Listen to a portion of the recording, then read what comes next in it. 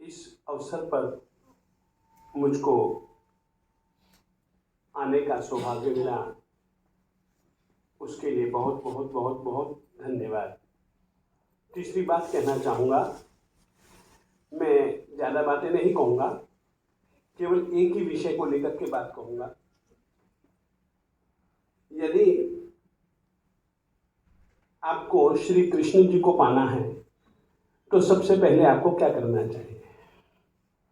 यदि आपको ब्रह्म तत्व को पाना है, यदि आपको निर्वाण तत्व को पाना है, तो सबसे पहला चरण आपका क्या होना चाहिए? नीचे से नीचे जाना है, ऊपर से ऊपर जाना है, तो आपको क्या करना चाहिए? इसकी चर्चा भगवत गीता में किस तरीके से है, और जिनका हम 2550वां निर्वाण वर्ष मनाने जा रहे हैं, उनका गीता के इन शब्दों से कितना सामंजस्य है, मैं आपको 10-12 मिनट में ही बताने की कोशिश करूंगा। आज की तारीख में आदमी विचलित है। विचलित क्यों है? गीता के शब्दों में उसका क्या कारण है? मैं उन्हीं कारणों की चर्चा और उन कारणों का क्या परिणाम और श्रमण भगवान महावीर स्वामी जी का उस विषय में क्या निर्देशन, बस यही बताना चाहूंगा। अध्याय दूसरा है और दूसरे अध्याय में अर्जुन जी ने प्रश्न पूछा है। सबसे पहले तो मैं यह कह देना चाहता हूं, प्रश्नोत्तर की शैली दर्शन की नींव है। जिस तरीके से भगवत गीता ये प्रश्नोत्तरी का ग्रंथ है ना, चाहे वह प्रश्न धृतराष्ट्र ने पूछा हो, उत्तर भले संजय ने दिए हो, प्रश्न अर्जुन ने पूछे हो, उत्तर भगवान श्री कृष्ण जी ने दिए हो, परंतु कुल मिलाकर के यह ग्रंथ एक प्रश्नोत्तरी का ग्रंथ है। प्रश्न छोटे हैं, उत्तर बड़े हैं। यदि हम जैन आगम साहित्य की ओर देखते हैं तो लगभग जैन साहित्य भी प्रश्नोत्तर प्रधान है। उसमें प्रश्न पूछने वाले परमात्मा महावीर स्वामी जी के प्रथम शिष्य हैं या प्रमुख शिष्य हैं, और उत्तर देने वाले स्वयं भगवान हैं। जिस दिन श्रमण भगवान महावीर स्वामी जी धर्म देशना दे रहे थे, उस समय उनके प्रथम शिष्य होने वाले गौतम स्वामी जी आए, परमात्मा के वचनों से प्रभावित बने और प्रभावित होकर के उन्होंने दीक्षा ले ली। और दीक्षा लेने के बाद सबसे पहला प्रश्न उन्होंने पूछा, किम तत्तम? साहेब जी, तत्व क्या है? और परमात्मा ने एक ही जैसे सवाल के 3 उत्तर दिए। तत्व, उत्पाद, व्यय और द्रव्य है, और सभी की सभी समस्याओं का समाधान हुआ। इतना ही नहीं, अनंत ज्ञान राशि इन्हीं प्रश्नों के उत्तर में से निकलती गई। गीता भी एक प्रश्नोत्तर प्रधान ग्रंथ है। जैन दर्शन का आगम सिद्धांत परमात्मा महावीर स्वामी जी और गौतम स्वामी जी, बहुत सारे आगम,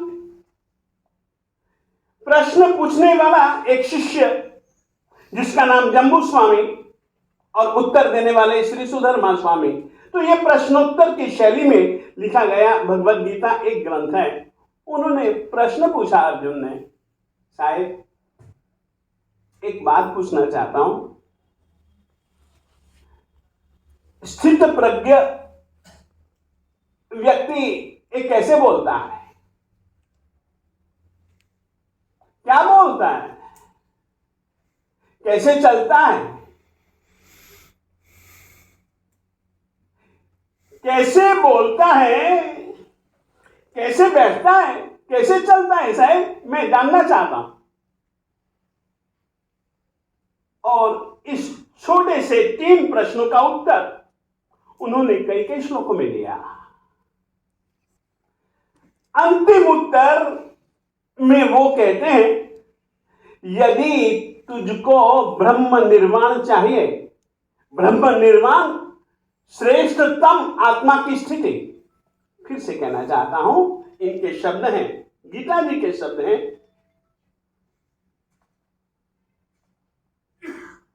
एषा ब्रह्मी स्थिति ही पार्थ नैनाम प्राप्य विमुह्यति स्थित्वा स्यामंत कालेपि ब्रह्म निर्वाण मृच्छते। यदि तुझको ब्रह्म निर्वाण की स्थिति पानी है तो बस शुरुआत कर, शुरुआत कर, शुरुआत कर। और यदि तूने शुरुआत नहीं की, यदि तूने मेरे कहे अनुसार उस विषय से प्रारंभ नहीं किया तो उसका परिणाम क्या होगा, उस परिणाम की भी चर्चा इसी अध्ययन के 2 श्लोकों में, मैं वे 2 श्लोक भी आपको कहता हूं, फिर मैं अपना विषय आपके सामने रखूंगा।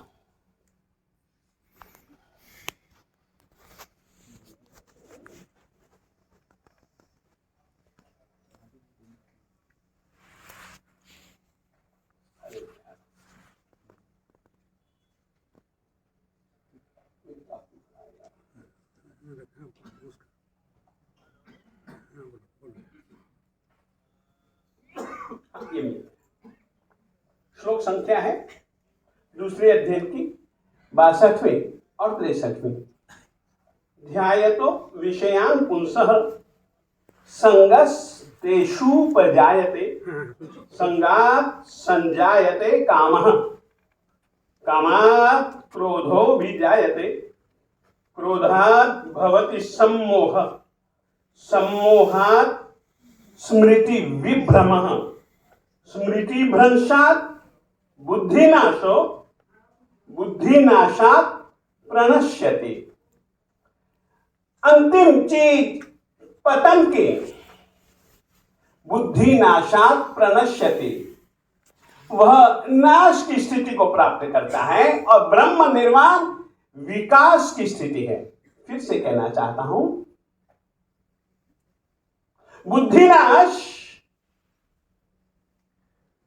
और बुद्धिनाश के बाद में विनाश, बिल्कुल विनाश, और ब्रह्म निर्वाण विकास, इसका मूल सूत्र इन्होंने क्या कहा कि साधना की शुरुआत आप कैसे करेंगे। और श्रमण भगवान महावीर स्वामी जी ने भी भिक्षु को, भिक्षु यानी कि साधु, भिक्षुणी यानी कि साध्वी, भिक्षुक का मतलब भिखारी नहीं। फिर से कहना चाहता हूं, भिक्षु का शब्द अर्थ भिखारी नहीं, भिक्षु शब्द का अर्थ है भी भिन्नति शुद्ध अष्ट प्रकार कम कर्म। जितने भी कर्म किए हैं उन सभी के सभी कर्मों के भेदन की इच्छा रखने वाला व्यक्ति, भेदन के लिए प्रयास में रत व्यक्ति भिक्षु कहलाता है। यदि वह स्त्री है तो भिक्षुणी कहलाते हैं।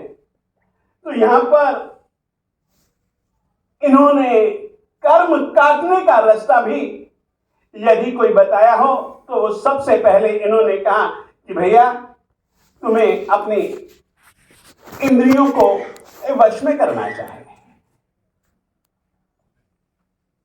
और वश में करने के लिए इनके शब्द हैं, यदा संहरते चायम कूर्मोंगानी सर्वशः इंद्रियार्थेभ्यस्तस्य प्रज्ञा प्रतिष्ठिता। मैं अब थोड़ा सा इन बातों को खोलना चाहूंगा। सबसे पहले इंद्रिय किसको कहा जाता है, आप लोग समझते हैं?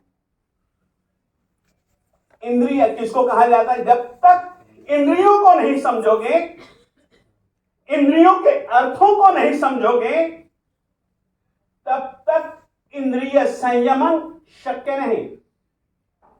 जैन परंपरा इंद्रियों के विषय में बहुत सुंदर परिभाषा देती है, और इंद्रिय और इंद्रियार्थ जैसे शब्दों से अर्थ जुड़ा हुआ है, उसी ही तरीके से इन शब्दों से इंद्रियों और इंद्रियों के अर्थों को समझने के लिए हमें परिभाषा समझनी पड़ेगी, और परिभाषा है इंद्र। इंद्रिय शब्द है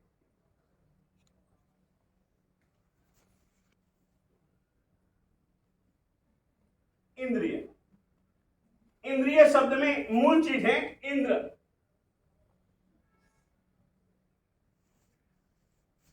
इंद्र का मतलब है आत्मा। इंद्र शब्द से इंद्रिय शब्द बनता है। इंद्र का चिन्ह इंद्रिय। जैसे कि आप भी जानते हैं, जीव को हम कहते हैं अरे यार ये तो पंचेंद्रिय है, ये चौरिंद्रिय है, ये तेन्द्रिय है, ये बेइंद्रिय है, ये एक इंद्रिय है। जीव की पहचान इंद्रिय से होती है कि ये एक इंद्रिय वाला जीव है।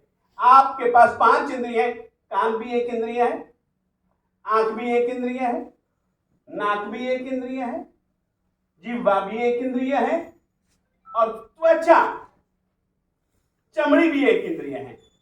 इन 5 इंद्रियों के अर्थों यानी कि विषयों को आप लोगों को सबसे पहले वश में करना पड़ेगा, तभी आपका मन, तभी आपकी आत्मा शुद्ध बुद्ध प्रबुद्ध बन सकती है, बुद्धि आपकी स्थिर बन सकती है। याद रखिए, इंद्रियों का दमन और इंद्रियों का अदमन, इंद्रियों का दमन ऊपर ले जाता है। जैसे कि आप कल्पना करो, एक 100 मंजिल की इमारत है, 100 मंजिल की इमारत है। मेरे लिए तो शक्य नहीं है कि मैं 100 मंजिल चलूं। एक लिफ्ट है, मैं लिफ्ट के कमरे में जाता हूं, दरवाजा बंद हो जाता है, बटन दबाता हूं, जिस मंजिल पर जाना होता है उस मंजिल का नंबर दबाता हूं, लिफ्ट मुझको ऊपर ले जाती है। ऊपर से मैंने काम पूरा किया, अब मुझको नीचे आने की जरूरत है, तो मैं क्या करूंगा? लिफ्ट तो वही की वही है ना। लिफ्ट में क्या कभी अंतर पड़ता है? कुछ उत्तर तो आपको भी देना पड़ेगा। लिफ्ट में कोई अंतर नहीं पड़ता ना। ऊपर भी ले जाती है, नीचे भी ले जाती है। इंद्रियां तुमको ऊपर भी ले जा सकती हैं, नीचे भी ले जा सकती हैं। अंतर केवल इतना, आप बटन कौन सा दबाते हो। सीढ़ियां ऊपर भी ले जाती हैं, सीढ़ियां नीचे भी उतार देते हैं। अंतर इतना कि जब आप ऊपर चढ़ेंगे तो आपके मुंह की दिशा किसी दूसरी तरफ होगी, और यदि आपको नीचे उतरना है तो आपके मुंह की दिशा बिल्कुल दूसरी तरफ होगी। सीढ़ियां तो वही की वही हैं, ये दिशा बदलने की जरूरत है। इंद्रियां तो वही की वही हैं, परंतु इनका उपयोग, इनका प्रयोग आप अपने दिल से किस तरीके से करते हो। ऊपर की तरफ जाना हो तो इंद्रियों का दमन और इंद्रियों के विषयों का शमन करना पड़ता है। ये दमन शमन क्या चीज है? आप लोगों ने देखा होगा, हम तो राजस्थान में घूमते हैं। राजस्थान का एक प्रिय भोजन है बाटे। बाटे बनाए जाते हैं। बाटों को पकाने के लिए कोई तवा नहीं होता, गोबर के उपले होते हैं और गोबर के उपलों को चालू किया, उसमें आटे के गोले डाल देते हैं और आटे के गोले डाल देने के बाद अच्छे ढंग से ध्यान रखते हैं, हिलाते रहते हैं और गोले पक जाते हैं। गोले पक गए, गोलों को ले लिया, गोलों को घी में डाला, पका लिया, अच्छे ढंग से रचा पचा लिया, घी से मस्ती से खा लेते हैं, परंतु जाते समय आग को वे बुझाते नहीं हैं। आग के ऊपर राख डाल देते हैं और आग के ऊपर राख डाल देते हैं तो उसका परिणाम कभी कभी बहुत बुरा आता है। जिस आदमी को दिखती नहीं आग, वो तो राख को ही देखता है, और राख के ऊपर यदि पांव पड़ जाए तो निश्चित रूप से उसके पांव जल जाते। नीचे नीचे आग, ऊपर ऊपर राख, यह है दमन। फिर से कहना चाहता हूं, नीचे नीचे आग, नीचे नीचे शोले और ऊपर ऊपर राख, आग को ढक दिया जाता है, आग को बुझाया नहीं जाता। ये दमन है। शमन, यदि मैंने उन शोलों के ऊपर पानी बाल्टी भर के डाल दूं तो क्या आग रहेगी? वो विषयों का शमन। हमारी भगवत गीता और हमारे श्रमण भगवान महावीर स्वामी जी विषयों के शमन के लिए प्रेरणा देते हैं। विषयों का क्या परिणाम, इसकी चर्चा बहुत अच्छे ढंग से करते हैं।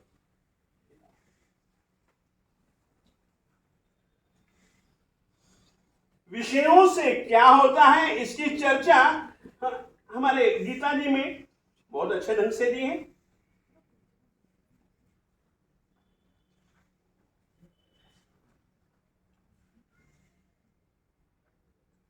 देखिए, सबसे पहले जो मैंने 2 श्लोक बोले थे उसका अर्थ है, विषयों का ध्यान करने से व्यक्ति के दिल दिमाग में विषयों से संग करने की इच्छा पैदा होती है। और आप लोग अपने दिल को देखें या मैं अपने दिल को देखूं, विषय सेवन तभी शक्य है जबकि दिल दिमाग में विषयों का आप चिंतन कर रहे हो। तो ब्रह्म का चिंतन करते हुए विषय नहीं आते। दिल में दोनों चीजें, या तो राम को रख लो या काम को रख लो। इच्छा तुम्हारी, चाहो काम चाहो राम, मालिक तुम तुम्हारे दिल के, मालिक तुम तुम्हारे विषय के। विषयों का चिंतन करने से व्यक्ति के दिल में विषयों के प्रति एक अभिलाषा पैदा होती है। उस अभिलाषा के कारण वह विषय पूर्ति के लिए उस तरफ आगे बढ़ता है। उससे क्या होता है, संगात संजायते कामः, संग से काम वासना पैदा होती है, काम से एक क्रोध पैदा होता है, क्रोध से मोह पैदा होता है। ये इन्होंने क्रम दिया है। जैन परंपरा में हम साधु साधियों को लिए परमात्मा ने कहा है, उनके शब्द हैं, काम को छोड़ो, काम का त्याग करो। काम उन्होंने स्पष्ट शब्दों में कहा है, परमात्मा ने, कहम नु कुज्जा सामन्नम जो कामे न निवारये पय पय विषयंतो संकप्प स वसंगो। कहम नु कुज्जा सामन्नम जो कामे न निवारये, जो साधक अपने कामान, अपनी इच्छाओं का निवारण नहीं करता, वो व्यक्ति साधुता का पालन कैसे कर सकता है? जो व्यक्ति काम के अधीन है, पय पय विषयंतो, कदम दर कदम उसको तो विषाद की प्राप्ति होती है। यही विषाद का क्रम भगवद गीता में बहुत अच्छे ढंग से प्रस्तुत किया है। इंद्रियों का संयमन न करने का परिणाम व्यक्ति दुराचारी होता है, व्यक्ति व्यभिचारी होता है। भारत की समस्याओं में से एक बड़ी से बड़ी समस्या व्यभिचार, दुराचार, और वो दुराचार व्यभिचार को यदि मिटाना है भगवद गीता में, और श्रमण भगवान महावीर स्वामी जी ने आचारांग सूत्र में एक ही बात कही कि भैया इंद्रियों का थोड़ा सा दमन करो और इंद्रियों के विषयों का तुम लोग शमन करो, तो ही तुम लोग ब्रह्म स्थिति की ओर बढ़ सकोगे। ऐसा ब्राह्मी स्थिति, और इसका मूल इन्होंने कहा कि भैया इंद्रिय दमन करो। इंद्रिय दमन को लेकर के भगवद गीता में कुर्मोंगानी व सर्वशः बहुत अच्छी बात कही है। सभी के सभी जन विकास की, परम विकास की स्थिति को प्राप्त करें, ब्रह्म निर्वाण की स्थिति को प्राप्त करें। उसका पहला चरण इंद्रिय संयमन, और उस इंद्रिय संयमन की ओर अपन सभी जन बढ़े। भगवद गीता जी के आदेश, उपदेश, संदेश के आधार पर बढ़े, चाहे श्रमण भगवान महावीर स्वामी जी के उपदेशों के अनुसार बढ़े, परंतु इंद्रिय संयमन की तो जरूरत है। आज इतना ही मैं आप लोगों को कहना चाहता हूँ। आपने इतनी शांति से मुझको सुना, बहुत बहुत बहुत बहुत